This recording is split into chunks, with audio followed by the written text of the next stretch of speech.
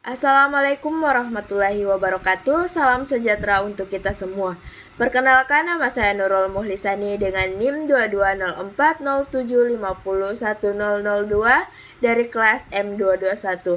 Video ini saya buat untuk memenuhi nilai akhir saya pada mata kuliah evaluasi pembelajaran di bersama praktisi.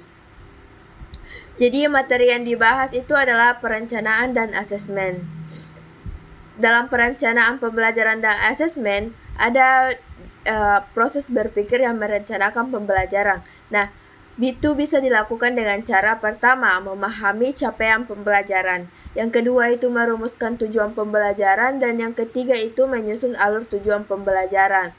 Nah, pendidik memiliki 3 pilihan dalam mengembangkan alur tujuan pembelajaran atau rencana pembelajaran. Yang pertama itu bisa mengembangkan sebetulnya berdasarkan kemampuan sendiri, kedua itu mengembangkan berdasarkan contoh-contoh yang disediakan oleh pemerintah, dan ketiga itu menggunakan contoh yang langsung disediakan oleh pemerintah. Karena dalam platform Merdeka Mengajar sekarang ini ya, pemerintah itu menyediakan contoh-contoh alur tujuan pembelajaran sehingga guru tidak perlu lagi membuatnya.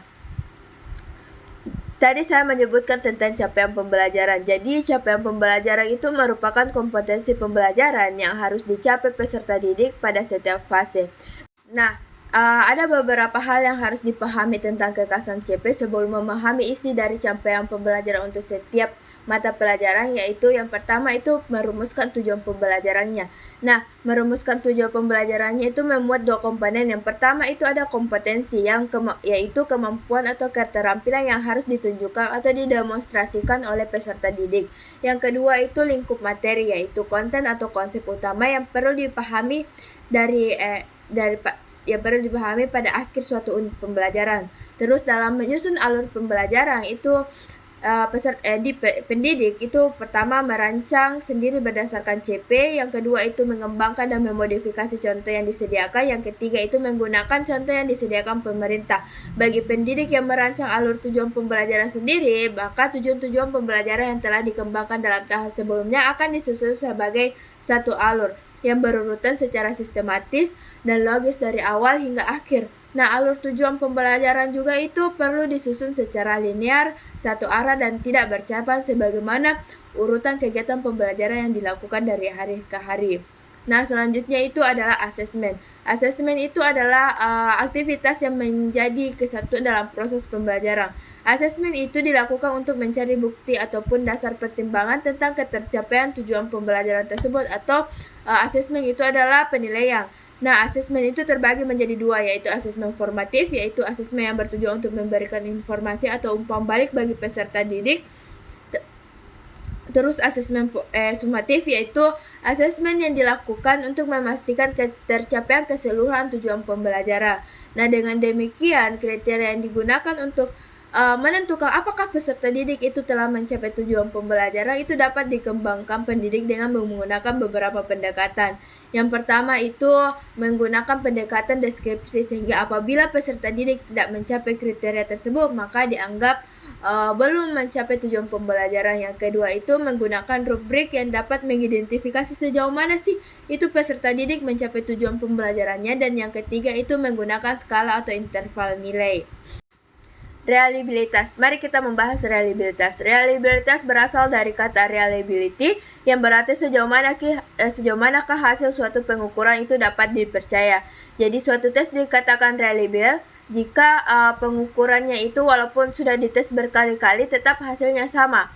Nah, adapun hubungan reliabilitas dan validity adalah pertama, validitas, kesesuaian antara konsep dan kenyataan, sedangkan reliabilitas adalah kesesuaian hasil-hasil pengukuran.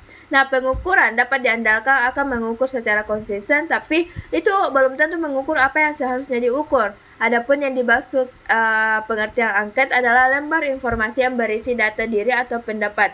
Angket itu ada dibilang angket kedisiplinan, angket motivasi siswa, dan angket kebiasaan belajar siswa. Nah, adapun ciri-ciri angket yang pertama itu menggunakan skala Likert untuk mengukur persepsi, pendapat, dan sikap, bisa berupa pernyataan atau pernyataan.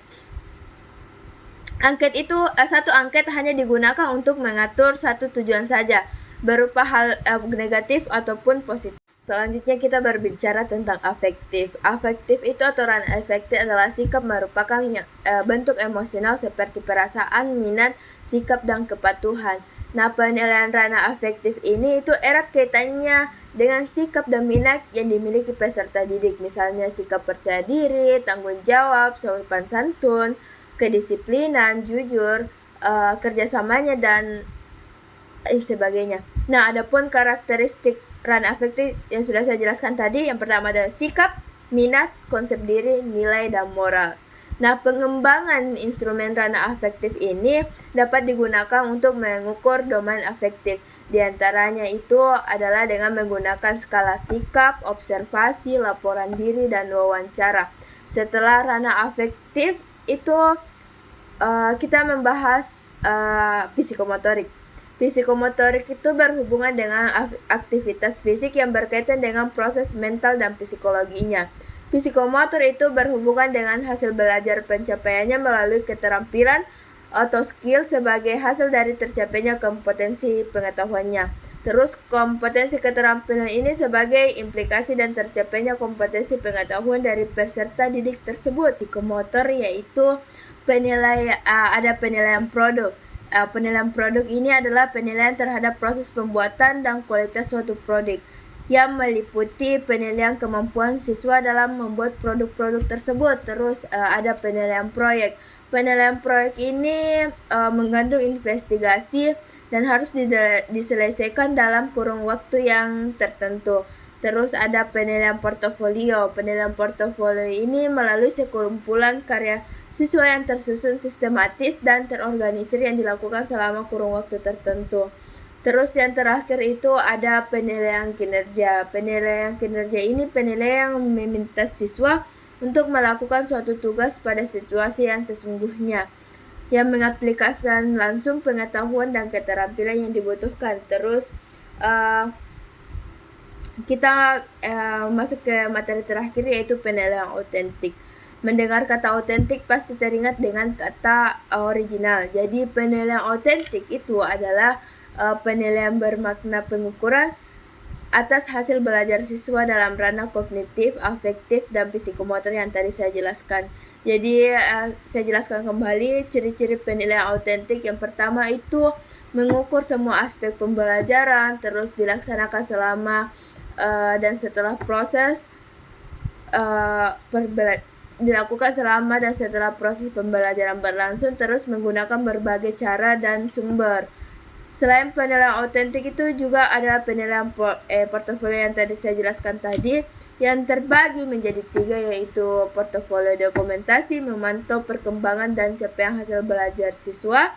Terus portofolio pilihan itu menilai hasil akhir terbaik siswa. Terus yang ketiga itu penilaian kerja yang membantu proses siswa dalam pembelajaran. Nah, adapun penilaian proyek tadi saya sebutkan tentang proyek, yaitu pertama pengetahuan, yang terus kedua itu mempertimbangkan praktik dan aplikasinya, ketiga itu kecakapannya dalam berbagai jenis keterampilan yang meliputi komunikasi, visual, karya, seni, dan lain-lain. Terus produk atau hasil karyanya. Jadi hasil karyanya itu memiliki sikap, perasaan, minat, bakat, dan motivasi, yaitu bagaimana peserta didik dapat memperoleh informasi atau pengetahuan salah satu penilaian. Nah, yang saya lihat itu adalah ada pada model pembelajaran PJBL atau Project Based Learning. Mungkin itu saja penjelasan dari saya. Selanjutnya kesan selama diajar oleh dosen praktisi. Kesan saya selama diajar oleh dosen praktisi itu terbilang bagus. Sangat-sangat bagus, baik serta responsif, dan juga dosennya pun itu fast respon. Nah, adapun motivasi yang selalu saya pegang, yaitu segala ketergantungan adalah penjajahan. Maka dari itu saya berusaha memaksakan diri saya untuk tidak bergantung dan selalu mencari segala sesuatu. Segala sesuatu itu adalah mencari segala hal yang baik untuk diri saya.